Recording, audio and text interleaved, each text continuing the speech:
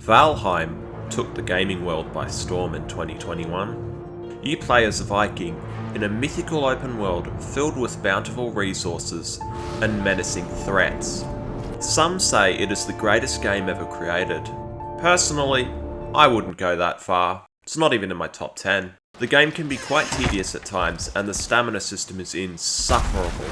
I mean, come on, who thought it would be a good idea to make metals unteleportable for f***'s sake?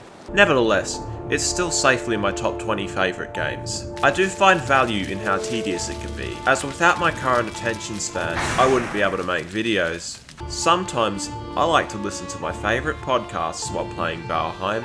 You insinuated that Grade A the kids and that's why he got fired from his job. That's not what I did at all! How f***ing dare you! What I said, how f***ing dare you! Like most good open world games, the world of Valheim has a variety of biomes which are home to different monsters, resources, and bosses. And since I haven't seen this idea done yet, I decided, why not? Today, we'll be ranking the Valheim biomes from worst to best. Because honestly, there are quite some shockers. Keep in mind, Valheim is not even close to being finished, so the Deep North and the Ashlands will not be counted due to their status as incomplete. Anyway, now that that formality is out of the way, let's begin.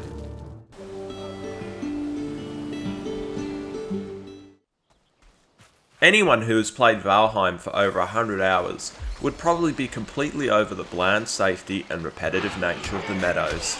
And while I get how stale they are, I just can't get over how dog shit the swamp is. That is absolute dog shit. This biome is by far the most depressing, gloomy, bland, and downright awful place in Valheim. It's a perfect summation of what I hate about this game. First, when you enter, it's always raining, by design. Why is this so annoying? Well, when it's raining, you're constantly wet, with no chance of drying off.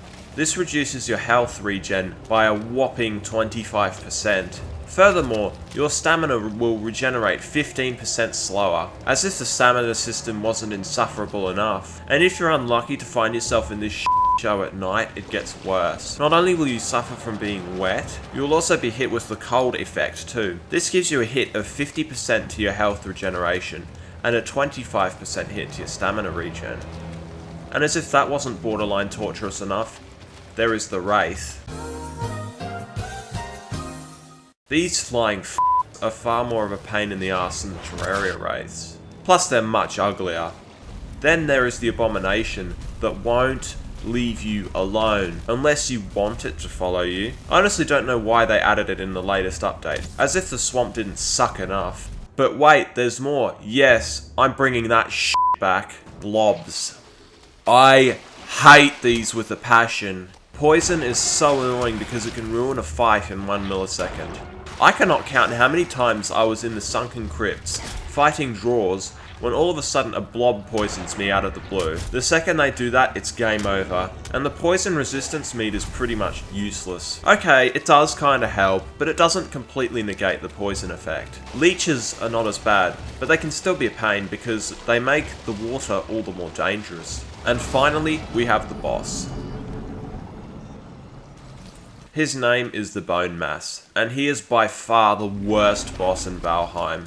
I'll be honest, all the bosses in Valheim are quite lackluster in my opinion, with the exception of maybe one or two. I haven't beat the final boss, but what makes Bone Mass all the worse compared to the others is the conditions. Due to the aforementioned negative buffs, stamina takes time to regenerate. Bone Mass requires you to constantly be on your feet, avoiding his poisonous ooze he sometimes fires out. On top of this, he spawns skeletons and blobs of all things when he flings some of his shit out of his hole. The worst part of this fight is how much HP he has. You practically do nothing if you shoot him from a distance, so your best bet is the Iron Mace, which sucks because you risk either being poisoned or hit by his swiping attack.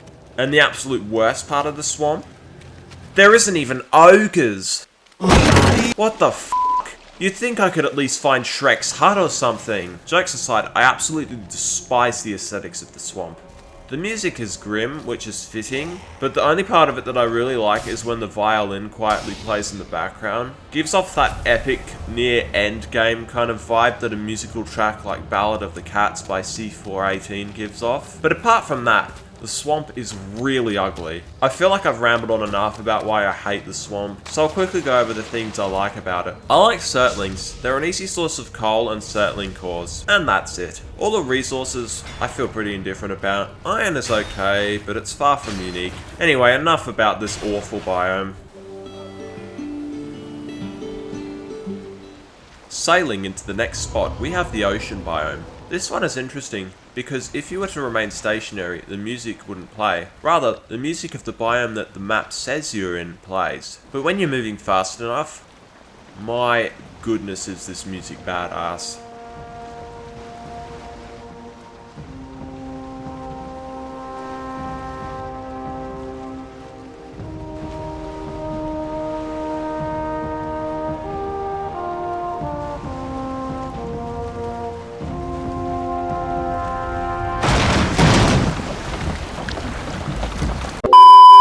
Apart from that, there's really not much going on for the sea. You have krakens, which are kinda cool, but not super interesting. And you have the sea serpent, which is a captain's worst nightmare if unprepared. But other than that, this biome is quite boring. Sucks even more if the wind is blowing the opposite way to where you want to go, which happens a lot more than you think. If you like endless blue, this is the biome for you. Unfortunately for me, it's the wrong shade of blue.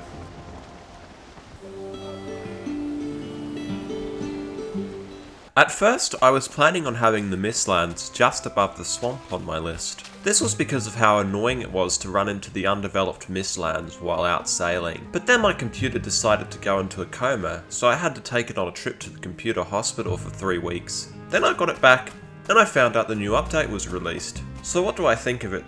Well, judging by the fact it's 5th on my list, I'm not too pumped. Granted, I don't hate it.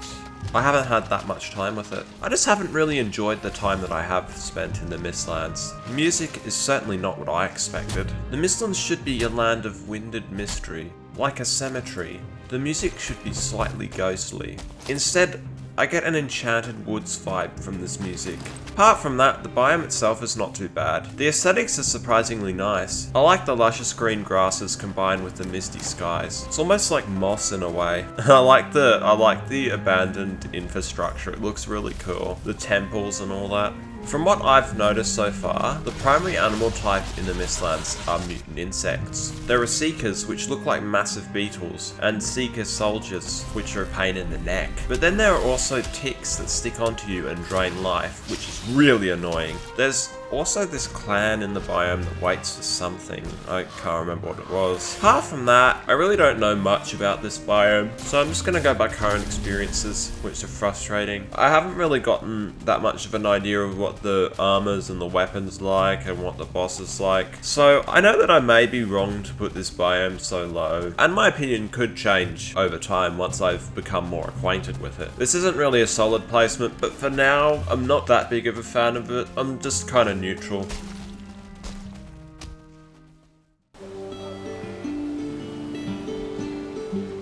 Sliding into our 4th spot is the Mediocre Meadows. And this biome is just kind of bland and safe, which is understandable because this is the beginner's biome.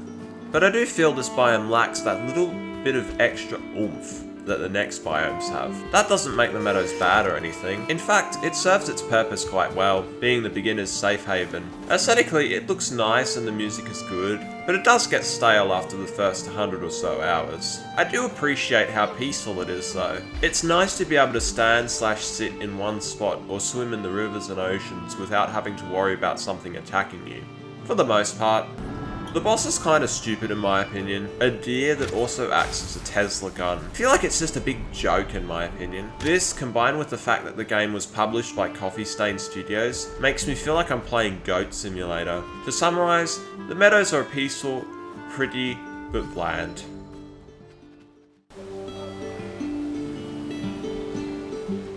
And now time for the top 3. Valheim fans already know, but not which order. In 3rd place, I have picked the mystical Black Forest.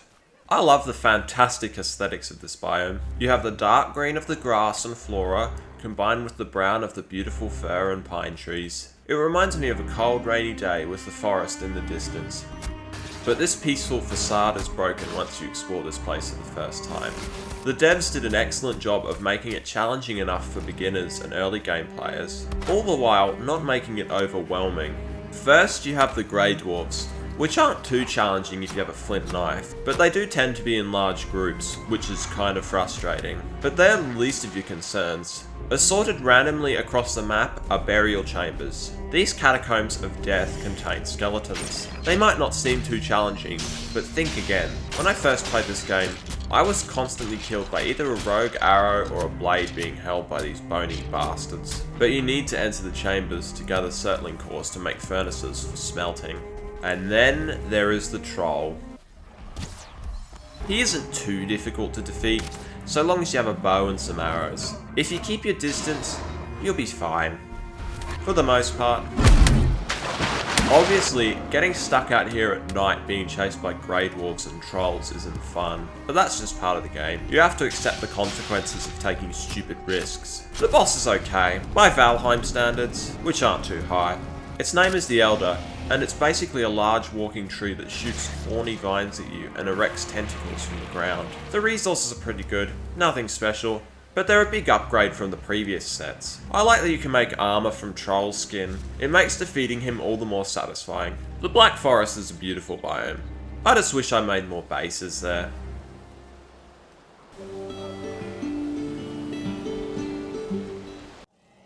And now, we climb into, by far, the two best biomes of the game. Which one of the two expands to new heights? At number 2, I have chosen the snow-capped mountains. As someone who lives in Australia and has only been to the snow once in my life, it fascinates me. Also, fun fact, did you know Australia is actually flatter than a pancake? So what happens when you combine snow with mountains? You get a biome that I absolutely love. The music is fantastic, definitely fits with the scene.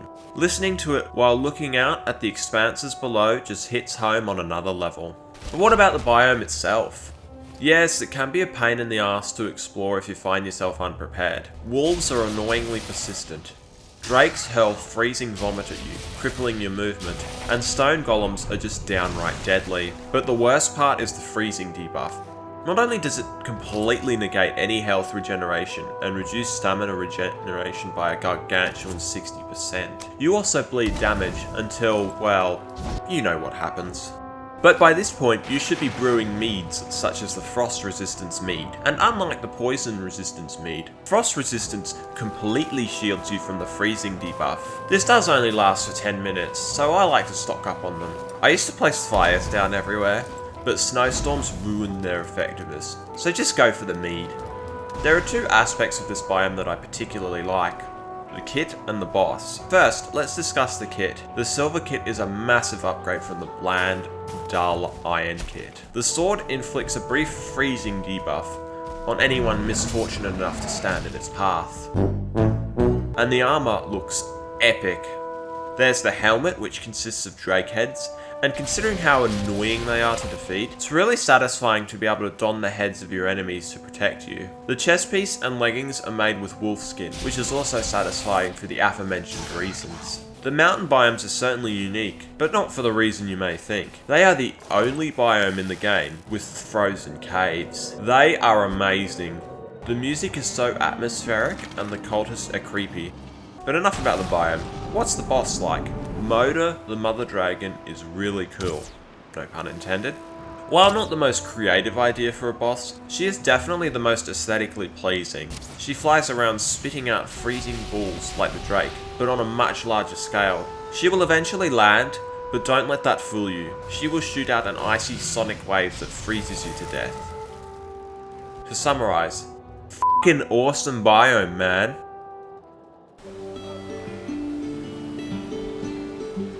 Now, there is only one left to discuss. If you're a Valheim veteran, you already know which one it is. The question you're probably asking is, why?